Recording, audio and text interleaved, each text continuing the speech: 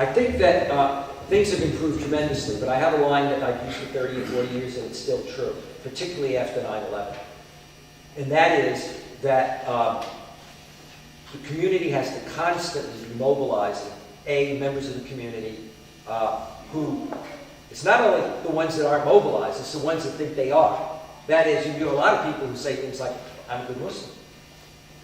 I pray 5 times a day. I go to gym and pray. Well, what else do you do? What else do you do in terms of the community fitting out? In the old days, the problem was, I used to say to my Muslim friends, I got it. You want to come here, you don't want to be discriminated against, you want to get a job, you want to move into a really good neighborhood, but it doesn't mean that you really want to interact with the society all that much. I mean, you'll do it in the workplace, etc. But, you know, when you really know you're pluralistic, I can tell you from my own experience, is when you suddenly wake up and realize that not all your friends and not all your closest friends are all necessarily of your ethnic group or your faith. You know, and we know that's an issue, you know. In some cities, I used to be a kid 20 years ago, we had more mosques than we did Muslims because it showed the ethnicity problem, you know. And I think the same thing, you know, works here in terms of, you know, really realizing that, and in a post 9/11 world, what you have to realize is, and I'm exaggerating here, but only a little, the house is on fire, the house is on fire, okay? And if the house is on fire, then you don't spend your time arguing over petty things, and you do mobilize, and you put your money where your mouth is, and you put your time where your mouth is. And I often say when I speak at dinners, if you wake up 2 months from now, and you can say to yourself how lucky you are to be in America, you have a great family, you like your job, you like your neighbors, and all of that, and then also say to yourself that your life and your involvement hasn't changed significantly in terms of the community in the last 2 months, you're a loser.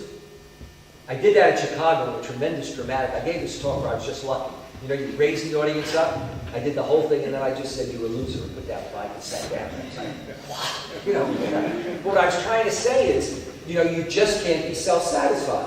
I have friends, for example, overseas. Now, some of them are very involved. Some of my Saudi friends, they talk a lot about the problem. You know, like we talk about Palestine. Like, oh, let's talk about Palestine. Let's have dinner. Oh, God, Palestine. And America, we bleed for our Palestinian brothers. And American foreign policy. And it's like at a fundraiser. You know, we break for dinner, and then we do the wrap-up and we go home. And we know we're better than other people because we talked about it. It didn't mean that we came up with positive things we were going to do, did a lot of support, etc. And that becomes important. This community can only be as strong as other religious and ethnic communities when it starts developing strong institutions. And that means pumping money.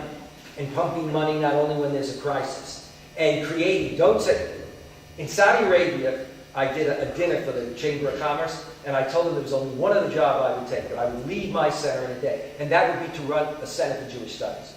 These guys are eating their lunch and they're all drunk at 4. I said, what? I said, if I set up a Center for Jewish Studies, we'd have more chairs than there would be people to fill them. I said, but here people complain, you know, why isn't Islam taught more?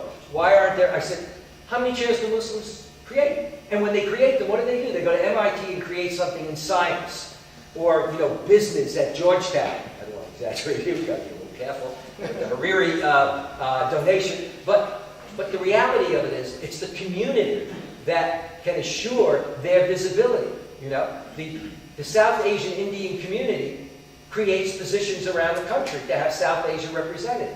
The Greeks have done it, the Spanish have done it, and the Muslim community has to be far more involved. Muslims haven't even begun to touch that domestically. And yet, we have a significant number of successful Muslim entrepreneurs.